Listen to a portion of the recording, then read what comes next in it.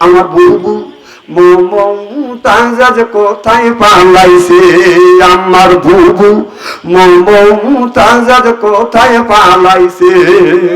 উল্টো পাল্টা নাচ দেখাইয়া সংসদ নষ্ট কইরাছে, আমার বুবু মমতাজ কোথায় পালাইছে। কোথায় রইলেন কাদের কাকা কামরুল ইসলাম হাসান দাদা, কোথায় রইলেন কাদের কাকা কামরুল ইসলাম হাসান দাদা। ওই ছাত্রদের ওই রক্ত নিয়া হুলি খেলেছে, আমার বুবু মমতাজ কোথায় পালাইছে। কোথায় সাবেক প্রধানমন্ত্রী, তেনার কথা কি যে বলি, দলের মানুষকে ফেলে রেখে বিবি দুল্লি পলাইছে।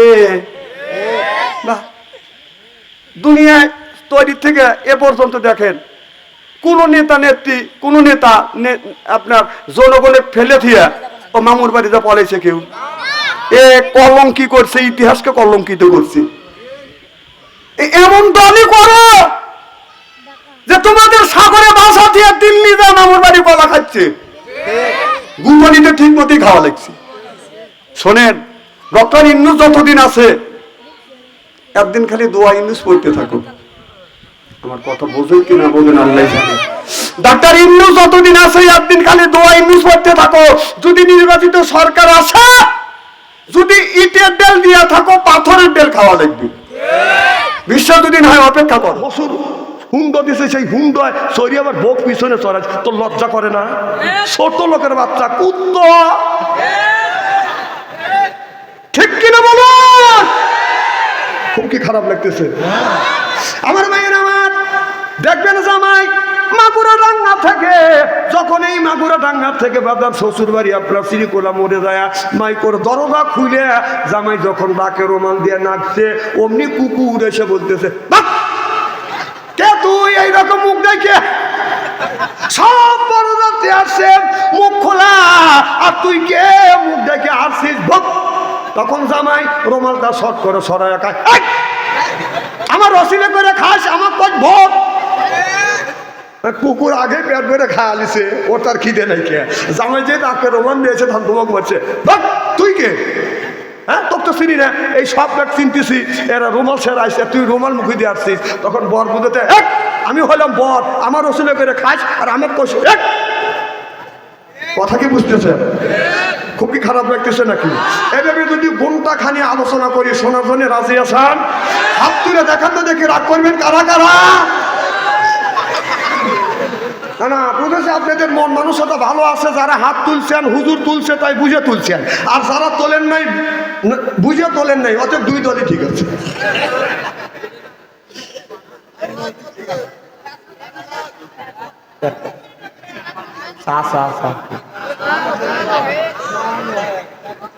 শোনেন, আমার জালসা একটা কাজ করা লাগবে, ওঠা বসা করা যাবে না, চলে যাওয়া যাবে না। 2 নাম্বার, আমার দিকে চা থাকতে হবে। চেহারা কি একেবারে খারাপ নাকি? আলমের চেহারার দিকে চা থাকলে শরীরে গুলো মাফ করে দেখে। সুবহানাল্লাহ। আমার ভাইরা, আমার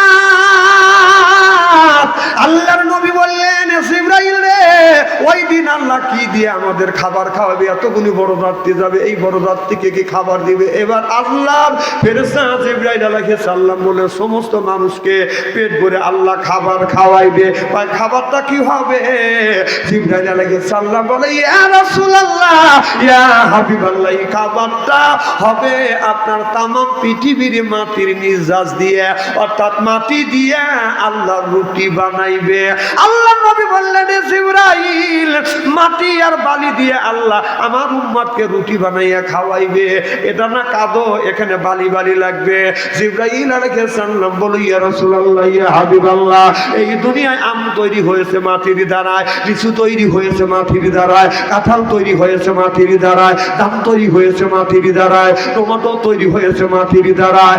দুনিয়ায় পৃথিবীর যতগুলি খাদ্য তৈরি হয়েছে মাটির দ্বারা, তাহলে ওই রুটির মধ্যে এই মাটির নির্যাস দিয়ে আল্লাহ মাটি দিয়ে আল্লাহ রুটি যখন বানাইবে, আপনার পৃথিবীর যত গুণী খাদ্য আছে, কমলা আপেল লিচু যত খাদ্য আছে, সব খাদ্যর স্বাদ আল্লাহ একটা রুটির মধ্যে দিয়ে দিবে।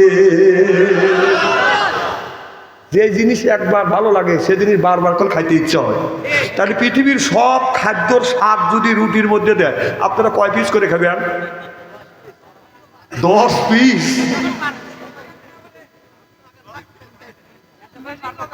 শোনেন, আগে যখন আমরা ছোট ছিলাম দুঃখে আমরা রুটি খাইছি, আর এখন রুটি খায় মানুষ শখ করে না, ওষুধ মনে করে খায়, নইলে মরিক মারা যাবে। এই যে বাইজান আছে আমাদের সময় 5 দিন 7 দিন 10 দিন এমনও মানুষ আছে 1 মাসের মধ্যে বাদ দিয়ে চোখে দেখে না খালি রুটি। রুটি কয় প্রকারের রুটি খেবে? একবার চাপড়া, একবার রুটি, আবার সেই ময়দা গোলা, আবার কলার পাতা দিয়ে পোড়াইছি, তারপরে ময়দা দিয়ে ফ্যান নামছে, ফ্যানের মধ্যে আবার গুঠুরি দিচ্ছে, গুঠুরি ছেঁড়াও দিচ্ছে। কথা বল না খেয়াল। এখানকার ছেলেরা তো, এখানকার মানুষের তো এই রুটিটা খায় ওষুধ মনে করিয়া। আমরা 7 দিন 8 দিন 10 দিন পর্যন্ত খালি রুটি আর রুটি, রাতেও রুটি, দুপুরেও রুটি, সকালেও রুটি। তো মা কইছিল, মা ভাত দাও, দুপুরে দুপুরে দুপুরে দেয় নাই রুটি, আবার কয় রাতে। এইরকম 7 দিন খালি রুটি।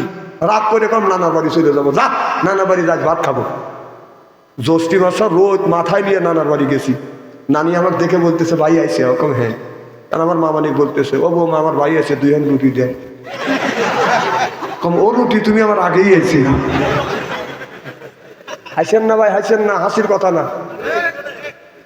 আমার নানি যখন রুটি দিচ্ছে, রুটি দিয়ে চলে যাচ্ছে, কে ভাই রুটি খাও না কে? রুটির ভয়ে তোর বাইতে আসি, তুই আমাকে রুটি আগে আগে দিছিস। আবার কানতে কানতে বাইতেছি। মা রাস্তা দাঁড়া থাকছে, আমাকে নানির বাড়িতে কিছু খায় আসছে, সুখবর শুনবো। ও বাবা নানিকে ভাত দিছিল, কম মা নানি ভাত দেয়নি, আবার রুটি দিছে। না, এই রুটির ভয়ে গেছে, এই রুটি আমার আগে গেছে। আপনারা হাসতেছেন, আর রুটি তো খানানো ওষুধ মনে করিয়া। এখনো যদি আমাকে রুটি দেয়, আমি 1.5 হান 2 হান রুটি 2 হান খাইতেই পারি, কারণ ওই যে রুটি খাইছি না, ওর উপর আমার ভক্তি চলে গেছে। আমি এই হাদিস করে চিন্তা করলাম, রুটি তো আমি খাই না, শখ করে আমি রুটি খাই না, কারণ আমার রুটির উপরে এত রাগ, জীবনটা তামা তামা করে ফেলেছে ওই রুটি। হাসতেছেন? হ্যাঁ আমি খাই না, শুধু এখনো খাই। যদি বড় একখান রুটি দেন, তারপরে কাঁচা মরিচ, পেঁয়াজ, সরিষার তেলটা ডলে দিবেন, অন্য কিছু দেখাবো না। দেন মুখ চটকাইতেছে, এমন তো আর হুঁশ লাগতেছে। কাঁচা মরিচ দিয়ে খালি তো শুষণই আসবে। আমি যখন এই হাদিস পড়লাম যে জান্নাতের মধ্যে রুটি দিবে, প্রথম আমার একটুখানি অনুরাগে হয়েছিল মনে মনে, কারো কাছে প্রকাশ করিনি। যেই পড়তে পড়তে পড়তে পড়তে দেখি যে গোটা পৃথিবীর স্বাদ রুটির মধ্যে দিয়ে দিবে, আমি বললাম যে রুটি যতটুকু পারবো পেট ভরে খাবো আমি। সবার একটু জোর পান। আমার নবী বলে, রে জিবরাইল রুটির ভিতরে আর কি কিছু দিবে না? জিবরাইল আলাইহিস সালাম বলে, ইয়া রাসূলুল্লাহ, ইয়া হাবিবাল্লাহ, দিবে রুটিটাই আগে মুখে দিবে না, মাছের কলিজা দিবে। আমি তখন এখন একটা মাছের কলিজা দিবে, তাহলে মাছের কলিজা যেই জায়গা লক্ষ লক্ষ মানুষ বড় যাত্রী হবে, ওই জায়গা মাছের যদি কলিজা দেয়, তাহলে কতটি মাছ লাগতে পারে? মাছ থাকবে একটা, কয়টা? একটা মাছের কলিজা দিয়া তামাম পৃথিবীর মানুষকে আপনার জান্নাতের মধ্যে যতগুলি লক্ষ লক্ষ কোটি কোটি মানুষ যাবে, জান্নাতের কলিজা দিয়ে বাদাম খাবার শুরু করাইবে। সুবহানাল্লাহ বললেন না? জান্নাতের মধ্যে মাছের কলিজা দিবে, একটা মাছের কলিজা। এই মাছটা কত বড় একটু ভালো করে শুনুন। এই যে 7 আসমান 7 জমিন, আপনার একটা মাছ নিচে রয়েছে। এই মাছের একটা কাঁটা আছে, এই কাঁটার উপরে 7 আসমান 7 জমিন আল্লাহ রাখে দিয়েছে। ওই মাছের কাঠ, ওই মাছের কলিজা আল্লাহ ওই দিন বিয়ের দিন দিবে। সুবহানাল্লাহ।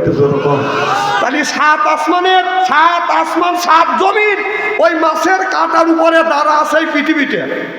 বাহাদুরি করে না, এত বাহাদুরি করে না, ঠক ঠক করে লড়াচড়া করে না, দৌড়দৌড়ি বেশি করে না। কারণ একটা কাঁটার উপরে তামাম পৃথিবী রয়েছে। তাহলে একটা কাঁটার উপরে যদি তামাম পৃথিবী যদি ওই মাছটা রাখে, এখন অঙ্ক করে দেখেন এই মাছটা হবে কত বড়?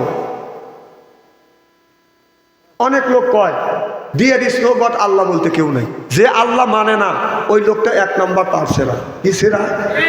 কি সেরা? ইহুদিরা বলেছিলেন, ও মুহাম্মদ সাল্লাল্লাহু আলাইহি সাল্লাম, আপনি যে আল্লাহর কথা বলতেছে, এই আল্লাহ কয়জন? আল্লাহ খায় কি খায় না? আল্লাহ একজন না কয়জন? আল্লাহ খায় কি? আল্লাহ ঘুমায় না? আল্লাহ কি ঘুমায়? এবার আল্লাহর নবীকে আল্লাহর নবীর কাছে আয়াত নাযিল করে পাঠালেন। আল্লাহ বললেন, বন্ধু আপনি বলে দেন কুল হুয়াল্লাহু আহাদ, আল্লাহ অদ্বিতীয়, আল্লাহ অদ্বিতীয়, আল্লাহ এক না।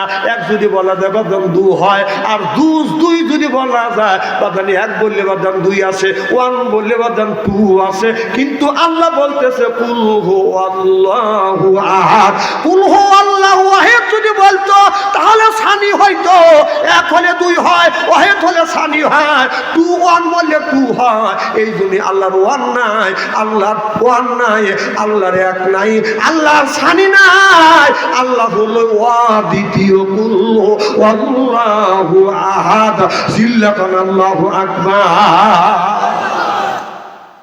তাহলে আল্লাহ অদ্বিতীয়, আল্লাহ একক। সুবহানাল্লাহ, একটু জোরে বলো। এই অনেক লোক যে কয় যে আল্লাহ বলতে কেউ নাই, তাহলে আল্লাহ বলতে কেউ নাই ওই লোকটা, আমি ভাবি যে এই কথা বলে সেই লোকটা এক নাম্বার তার সেরা। যেরকম কি সেরা? একটা ইন্সপেক্টর একটা স্কুল ভিজিট করবার জন্য গেছে, যা বলতেছে আজকে কিসের ক্লাস?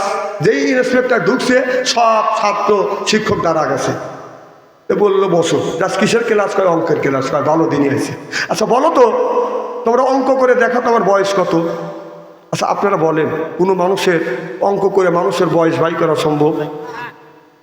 সব ছাত্র কলম আর খাতা নিয়ে বসে আছে। যে বহুত তার সেরা লোক দেখছে, এরকম তার সেরা লোক তো দেখিনি। মাস্টার করে কয় কি না পাগল ছাগল ইন্সপেক্টর হয়েছে। হ্যাঁ, ক্লাসের মধ্যে একটা অঙ্ক দলি, সে এক কথায় বলতেছে অঙ্ক করে বয়স বাই করে। তো সব বসে আছে, কিছু কিছু ছাত্র খুব পণ্ডিত আছে, সে খাতা হাতে নিয়ে এরকম খালি ফাঁকাফাঁকি করতেছে। ইন্সপেক্টর দেখে বলতেছে, এই তুমি কি করো? স্যার আপনার বয়স বাই করতেছে, অঙ্ক করতেছে। Thank you. কিছুক্ষণ পরে বলতেছে, স্যার অঙ্ক হয়ে গেছে। যে বয়স বের করছে কাহে? আমার বয়স কত? স্যার আপনার বয়স 60। আসলে ওর বয়স 60। ইন্সপেক্টর আশ্চর্য হয়ে গেছে, কে রে?